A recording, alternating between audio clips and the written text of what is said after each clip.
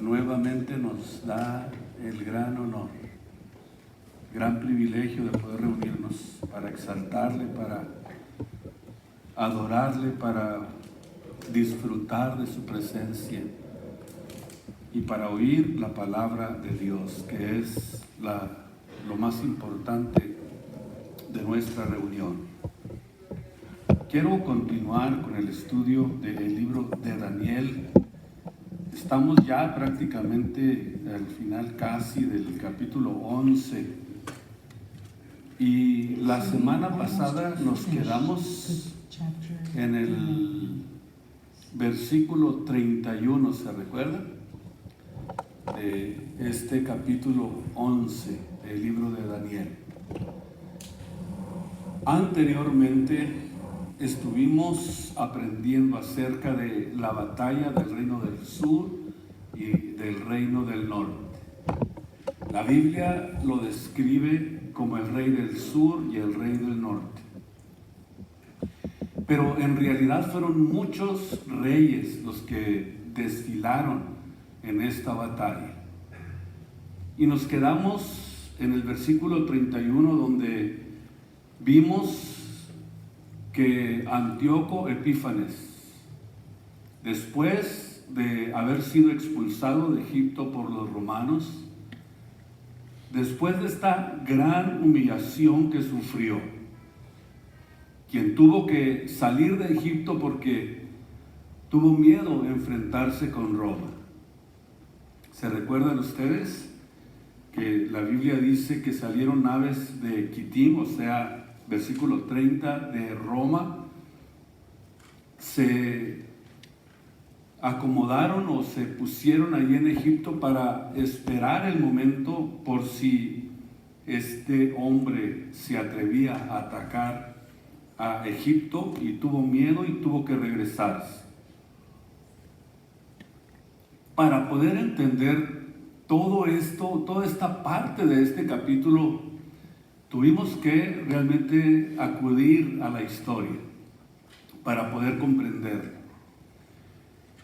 Y conforme Dios ha ido revelando esto, nos hemos dado cuenta que la historia verifica exactamente cada uno de estos acontecimientos. Entonces, fue expulsado de Egipto por Roma. Tuvo miedo a enfrentarse a ellos y eso desató una gran furia, dice la Biblia. Salió muy molesto y comenzó a pensar, porque para ese tiempo él ya tenía el control de Israel, comenzó a pensar en la forma de cómo derramar esa furia que sentía contra el pueblo de Israel, esa rabia que traía contra uno de los países ya subyugados, los judíos. Y lo primero que hizo fue ir al templo y lo profanaron y contaminaron el santuario, versículo 31. Cuando dice, y puestos los brazos de su parte, esto significa, escuchen ustedes, que fue ayudado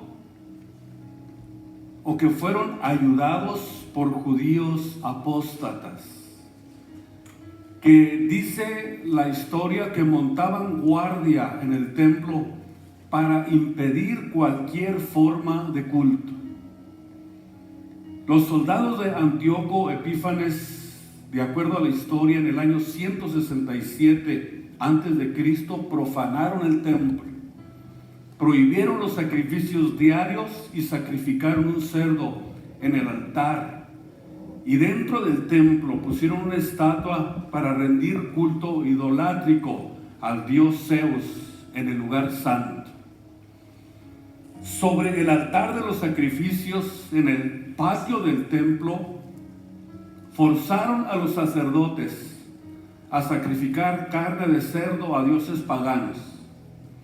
Los judíos le llamaron a esto la abominación espantosa o la abominación desoladora. Versículo 31. Aquí vemos el acto que llevó a cabo Antíoco Epífanes en el año 167 antes de Cristo, Tanto Daniel como Jesús y como el apóstol Pablo dijeron que esta atrocidad fue solamente el anticipo de la abominación que tendrá lugar más adelante a manos del anticristo en los últimos días. Es muy importante que ustedes me sigan muy cuidadosamente, porque este capítulo es un capítulo muy difícil de entender. Y tenemos ya a estas alturas 3 enseñanzas acerca del reino del sur y del reino del norte, para que ustedes no solamente lo escuchen, sino verifiquen con la historia. Si tienen esa posibilidad, háganlo para que estén bien informados y estén ustedes recibiendo lo que verdaderamente es. De acuerdo a la historia, cualquiera que fuera visto en Jerusalén practicando cualquier otra forma de culto y que no fuera la de Antíoco Epífanes, que él había impuesto, era sentenciado a muerte inmediatamente. Donde quiera que encontraran libros de la Biblia, eran destruidos, así como las personas en cuya posesión eran hallados. De la misma manera, corrían la misma suerte. Esto se cumplió tal y como lo profetizó Daniel en los versos anteriores que ya leímos. Y estas abominaciones que hizo Antíoco Epífanes en Jerusalén, dice la Biblia que también las hará el anticristo. El apóstol Pablo lo describe de una forma clara y específica cuando habla precisamente de la forma en que este personaje va a entrar al templo, se asienta como Dios, se hace para ser Dios y demanda que solamente a Él le adoren. Segunda de Tesalonicenses, capítulo 2, versículo 4, donde el apóstol Pablo lo describe perfectamente, oponiéndose y levantándose contra todo lo que se llama Dios o que se adora, tanto que se asienta en el templo de Dios y que se hace parecer como si fuera Dios. Curiosamente, la palabra Epífanes significa Dios manifestado. En otras palabras, todo lo que ustedes están viendo se va prácticamente casi a repetir de la misma forma, pero de una forma peor en el tiempo en que se levante el anticristo. En el versículo 32, donde estamos del libro de Daniel, dice que con lisonjas hará pecar a los violadores del pacto. Mas el pueblo que conoce a su Dios se esforzará y hará. Estoy hablando de la época de Antíoco Epífanes. Los violadores del pacto, ¿quiénes son? Esto significa, escuchen ustedes, que consiguió que los judíos impíos, los judíos apóstatas, se unieran a Antíoco, y lo hizo por medio de lisonjas. ¿Qué significa? Por medio de recompensas, por medio de sobornos, y lo hizo a tal forma que hizo que llegaran al punto, estos judíos apóstatas llegaron al punto de traicionar a la ley mosaica, corrompiéndose para apoyar a Antíoco Epífanes, porque ya no querían estar en la ley de Dios, porque ya no tenían temor de Dios Y como vemos aquí descritos la forma en que el profeta Daniel los llamó violadores del pacto, uniéndose precisamente al sistema helénico que estaba imponiendo en esa época Antíoco Epífanes.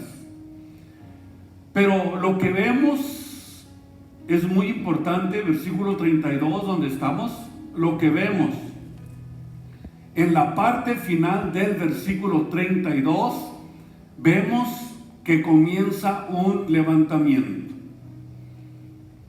La última parte del versículo 32 dice: mas el pueblo que conoce a su Dios se esforzará y hará. ¿Qué significa hará? Que van a actuar. Mas el pueblo que conoce a su Dios se esforzará y actuará. Es decir, que después de este acontecimiento se empezó a levantar un líder llamado Matatías, que a su vez, ayudado por sus hijos, pero finalmente quedando al frente de esta revuelta, Judas Macabeo, ayudado por Roma, los dirigió en una revuelta contra el imperio seleucida. Es decir, que se levantaron en contra completamente mucha gente en Israel, liderados por Matatías, para destruir, para levantarse en una revuelta y terminar con esto que estaba sucediendo en Israel. Matatías, padre de Judas Macabeo, un sacerdote judío que lideró la resistencia organizada junto con sus 5 hijos, que después de haber estado administrando en el templo huyeron a las montañas para poder de ahí comenzar a organizarse, para comenzar esta revuelta. Es decir, Matatías huyó con su familia a unas colinas donde comenzaron a unirse otros judíos fieles, y desde allí llevaron a cabo una guerra contra los seleucidas o contra el ejército de Antíoco Epífanes. Y a la muerte de Matatías en el año 166 antes de Cristo, su hijo Judas Macabeo tomó el mando de esta rebelión, y que es conocida como la Guerra de los Macabeos. Si ustedes tienen esta posibilidad de hacer esta investigación, ustedes van a ver que todo lo que dice aquí el profeta Daniel históricamente está perfectamente bien delineado, perfectamente bien. Ahora, cuando comienza esta rebelión, estaban demostrando que no se dejarían seducir, no se dejarían vencer por la cultura helenista que se estaba imponiendo sobre el pueblo de Israel. Y el resto fiel toma ánimo y se enfrenta a esta situación que en su momento ellos estaban viviendo.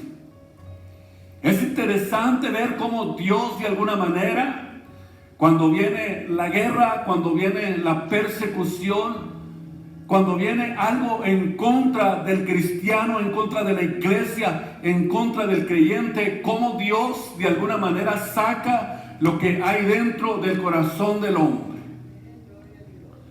Dios hace que se manifieste lo que hay en el corazón en el momento de persecución, en el momento de guerra, en el momento en que tendremos que enfrentarnos a alguna situación que nos hace sufrir, que nos hace a nosotros quizás tener cierta incertidumbre en nuestro caminar con Dios, pero lo que hay dentro de nosotros surge como un volcán, como una tempestad poderosa que se levanta en contra de aquello que viene para querer destruir nuestra vida, nuestros hogares, nuestros matrimonios. Y en el nombre de Jesucristo nos levantamos en contra de todo eso, y Dios comienza a obrar maravillosamente como lo hizo aquí con el pueblo de Israel. Tomaron ánimo, comenzaron a organizarse, comenzaron a levantarse sin pensar lo que realmente iba a suceder.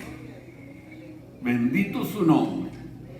En el versículo 33 dice: y los sabios del pueblo de Israel, es decir, este grupo que se estaba preparando por allá en las montañas para detener esa situación tan complicada que estaban viviendo.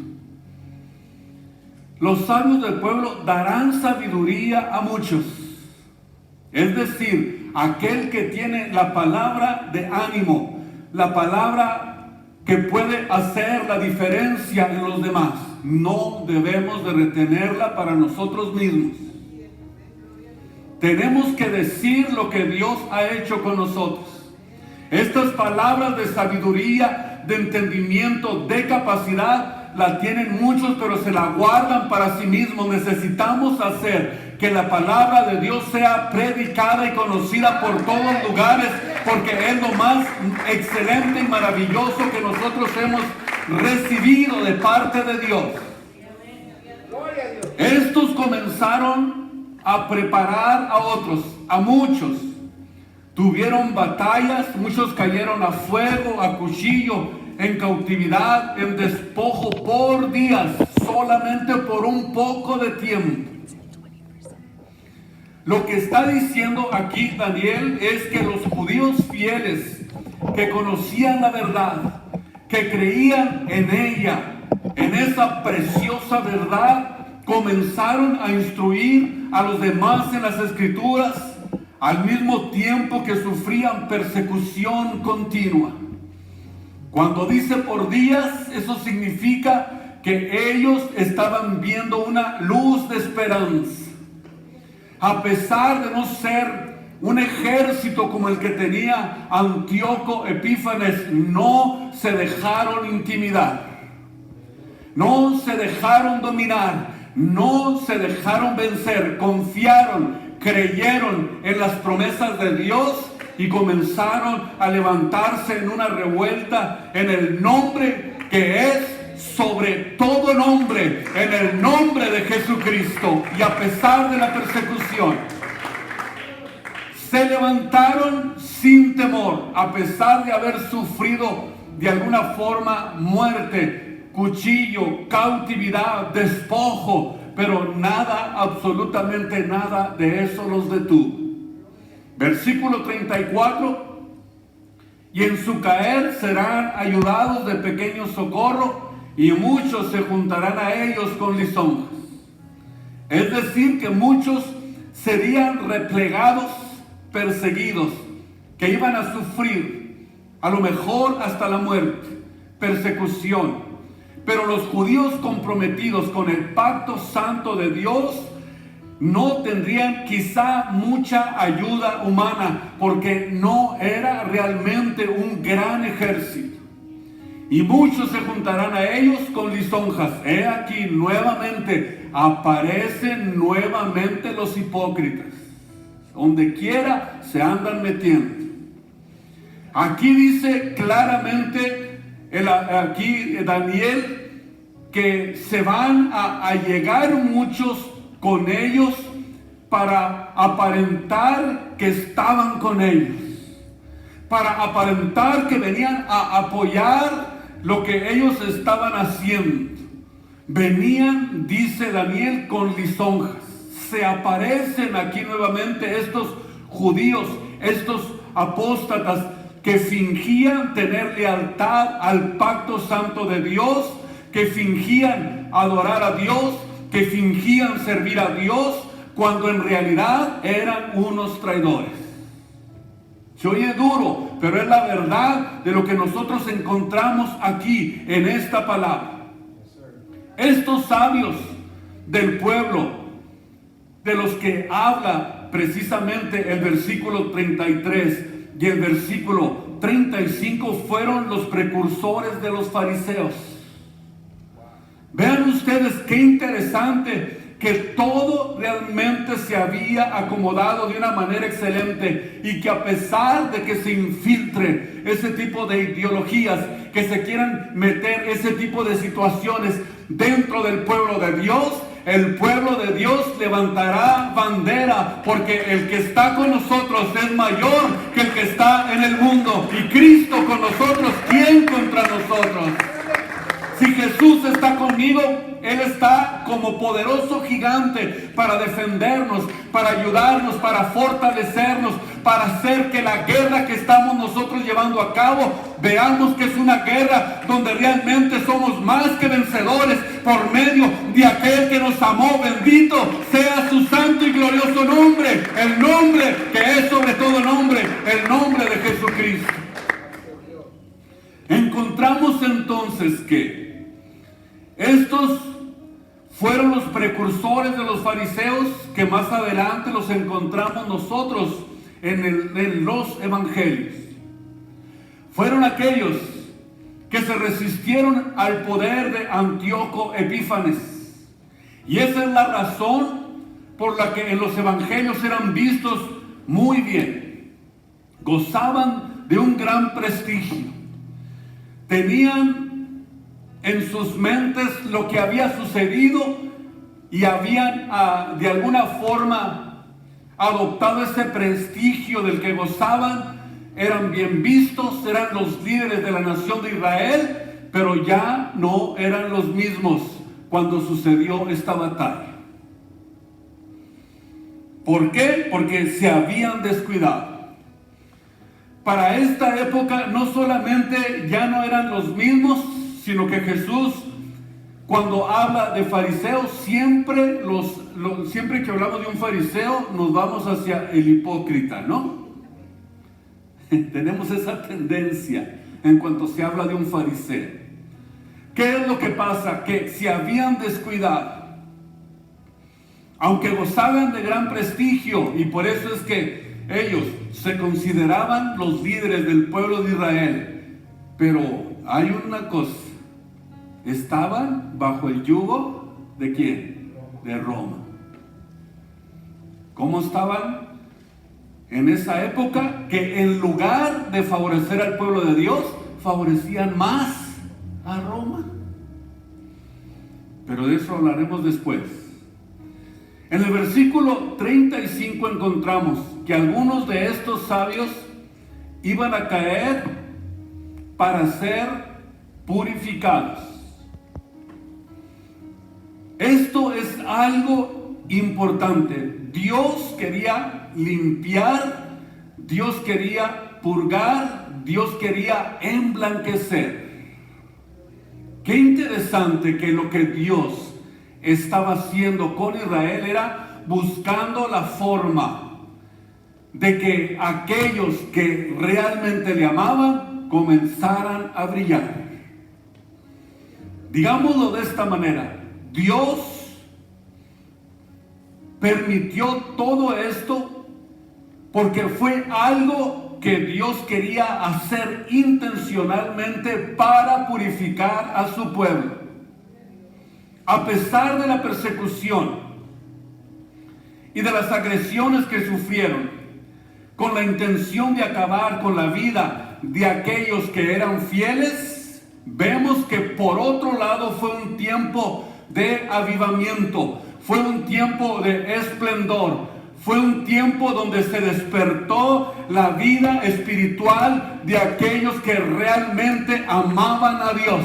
Vean ustedes qué interesante que la tribulación, que la angustia, que el sufrimiento, que la persecución siempre tiene como motivo, como intención, despertar el ambiente espiritual que hay dentro de aquellos que aman a Dios, pero que a lo mejor están un poquito cohibidos.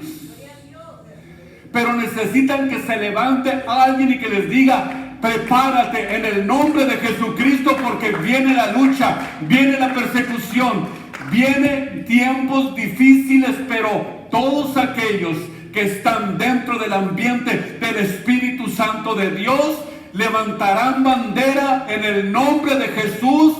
Y aunque el diablo ande en nuestro alrededor como león rugiente buscando a quien devorar, tenemos la palabra profética más permanente, a la cual hacemos muy bien de estar atentos como una antorcha que alumbra el lugar oscuro hasta que el día esclarezca y el lucero de la mañana salga en nuestros corazones. Aquí está nuestra vida y nuestra fortaleza. Aquí está. Aquí está el poder de Dios para salvación, para salud, a todo aquel que cree. No importa lo que tengamos nosotros que pasar, Dios, todo lo que sucede en nuestro alrededor, todo lo que sucede en nuestro entorno, lo utiliza para hacernos crecer en el Espíritu. Lo utiliza para purificar nuestras vidas. Lo utiliza para que salga el espíritu de avivamiento que a lo mejor está opacado ahí dentro de ti, pero que lo tienes dentro de ti. Así es que si hay eso delante de ti, entonces comienza a avivar el don del Espíritu Santo que está en tu vida, pero que quizá está adormecido. Dios quiere que salga relevante de ahí para darle toda la gloria y toda la honra. ¿Lo vas a hacer? Diga amén en el nombre de Jesucristo, porque aquí está en nosotros. Avívalo con el poder de tu Espíritu Santo, con la palabra de Dios, con el ayuno y la oración. Esto es lo que Dios estaba haciendo.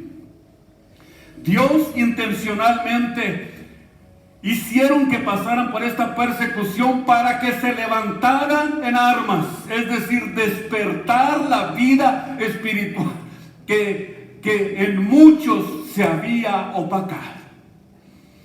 Es decir, que esto que va a suceder en el tiempo del anticristo, de acuerdo al libro de Romanos capítulo 9, 10 y 11, vendrá precisamente este tiempo en que el anticristo se levantará para darle la final salvación al pueblo de Israel. ¿Qué va a pasar durante esa época? Cristo se los advirtió en Mateo 24:15. ¿Qué pasaría? Le dijeron, dinos qué señal habrá de tu venida y del fin del mundo. Y les dice, Mateo 24:15, cuando vean la abominación desoladora de la que habló el profeta Daniel, entonces llegó el momento de despertar tu vida espiritual, judío, que vivías en ese tiempo. ¿Qué pasaría si hubiera sido un tiempo de persecución por causa de la palabra de Dios en tu vida? ¿Qué sucedería? Cuando no sea solamente el hecho de ir a la iglesia, cantar al Señor, oír la palabra de Dios, adorar, ver a los hermanos, pero ¿qué sucedería en los tiempos de persecución? ¿Por qué? Porque los tiempos de persecución tienen este doble efecto en la vida del cristiano. ¿Qué hace? Purifica también. Sacando, dice la Biblia, lo precioso de lo vil. Además, Jesús dijo en una ocasión a sus discípulos, ¿saben una cosa, mis amados, mis consiervos, mis muchachones? Satanás me los ha pedido. ¿Satanás nos pidió? Sí, para darles una buena zarandeada. ¿Qué sucedería si Dios te dice, Satanás me pidió para que te quite el trabajo? Para que comiences a luchar duramente en tu matrimonio, para que comiences a luchar duramente contra tus hijos, que se levantan a lo mejor contra el deseo de lo que tú estás llevando a cabo en el servicio a Dios. Satanás me los ha pedido para zarandearlos. ¿Qué es lo que Dios está diciendo aquí? Cuando habla de zarandearlos como a trigo, significa que Dios quiere separar, escuchen ustedes, la paja del trigo. Dios quiere separar la paja del trigo. El propósito divino de este sufrimiento fue santificarlos, porque aún para esto hay un plazo, dice la parte final del versículo. Es decir, este patrón de persecución tiene un plazo determinado por Dios. Es decir, el fin de la era con la segunda venida de Cristo, nuestro Señor, el creyente, pudiéramos decir, se puede de alguna manera identificar que hay un tiempo determinado para que nosotros no desmayemos. Esto es excelente, esto es maravilloso. Todo tiene su tiempo.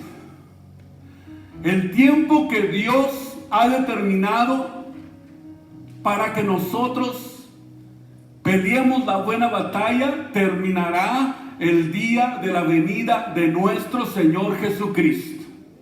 Él ya determinó que nuestra lucha, que nuestra batalla, que la persecución, que la angustia, que las situaciones del mundo, que todo lo que está pasando, a nuestro alrededor, termine el día de la venida de nuestro Señor Jesucristo. Es el plazo que Dios determinó para la iglesia, no para los judíos. Es el plazo determinado por Dios y nos dice claramente en su palabra, esta persecución, estas luchas que están sufriendo tienen un plazo de cumplimiento con la venida de Cristo.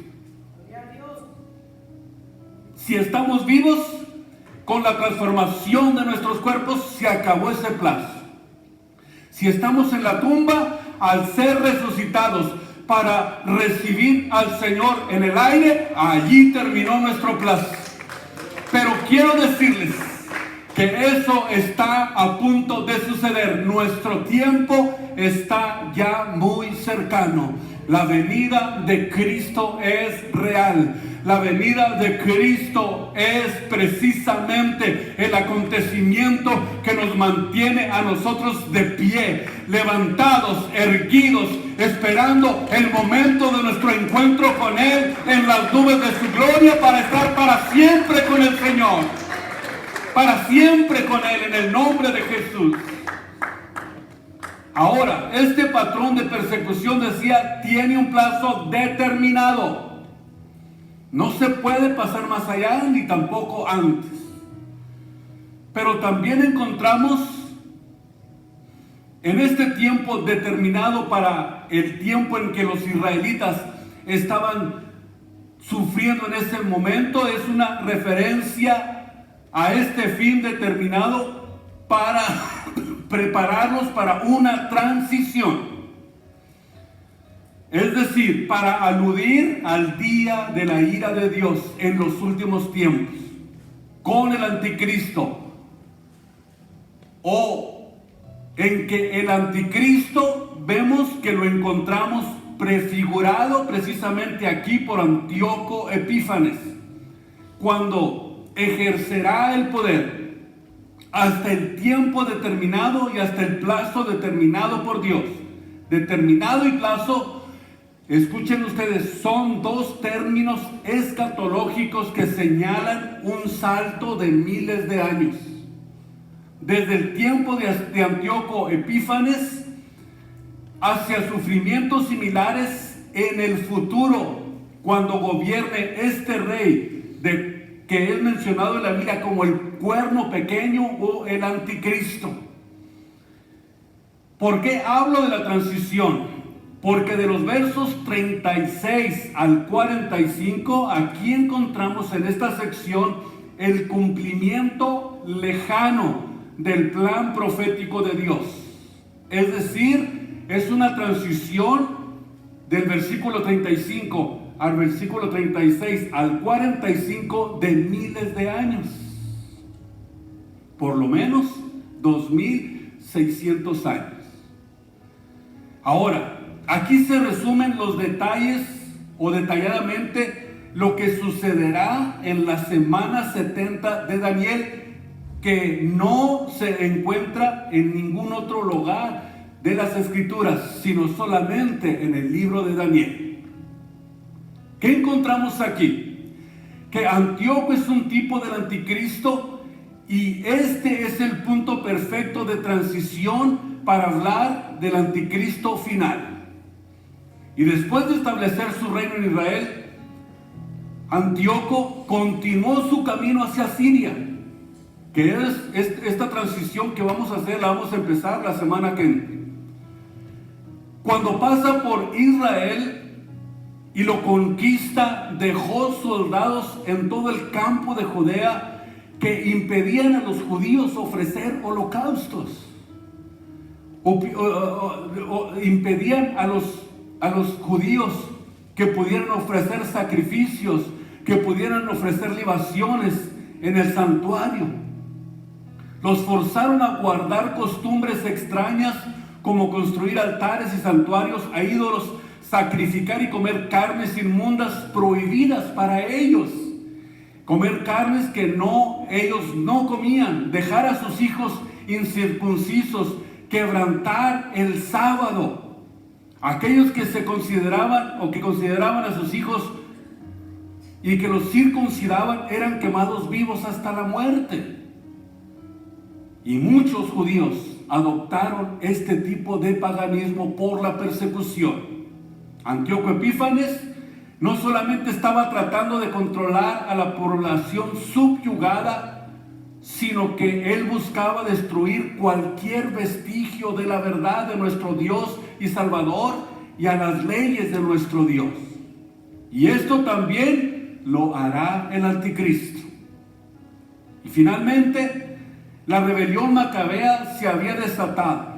Antíoco Epífanes, dice la historia, que mandó varios generales con la intención de aplacar, de aplastar la rebelión, mientras que Antíoco Epífanes estaba en el oriente con su principal ejército, tratando de aplastar la creciente rebelión que se llamó Partia, y que fue después ese lugar que se enteró, en ese lugar donde se enteró que sus generales no estaban pudiendo tomar el control de Judea.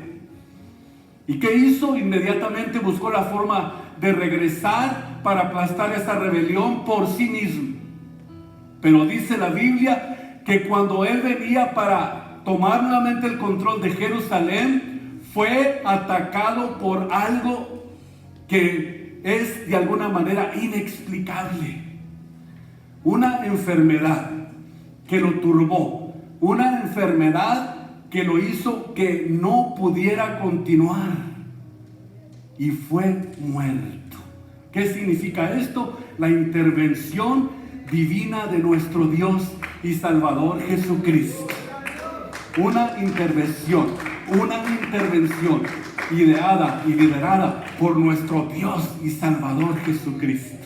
A Él sea la gloria en esta preciosa y gloriosa mañana, que es lo mismo que va a ser. ¿Cuándo va a ser lo mismo? Cuando el anticristo sea destruido por la presencia del gran Dios y Salvador, nuestro Jesucristo.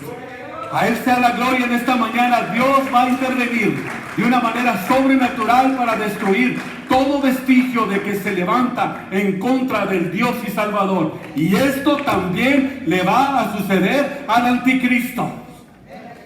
Y eso es precisamente lo que vamos a continuar aprendiendo para nuestra próxima semana. No se lo pierdan ninguno de ustedes, porque vamos a seguir hablando de estas cosas que son importantísimas para entender el programa escatológico del Dios y Salvador al que nosotros estamos unidos.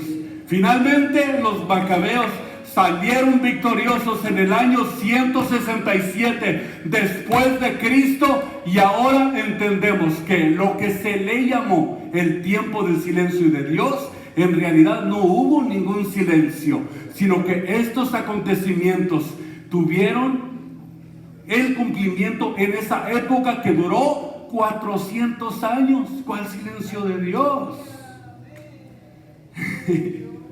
Qué interesante lo que la Biblia nos enseña. Así que Antíoco, por quererse levantar en contra del Dios y Salvador al que nosotros servimos, quedó humillado, quedó completamente derrotado, murió de una enfermedad, dicen que se volvió medio loco y al final terminó muerto. ¿Por qué? Porque todo aquel que se levanta en contra de la sabiduría y el poder de Dios va a ser avergonzado. Por eso le damos la gloria y la honra al Señor Jesucristo en esta mañana. Pónganse de pie porque ya en esta ocasión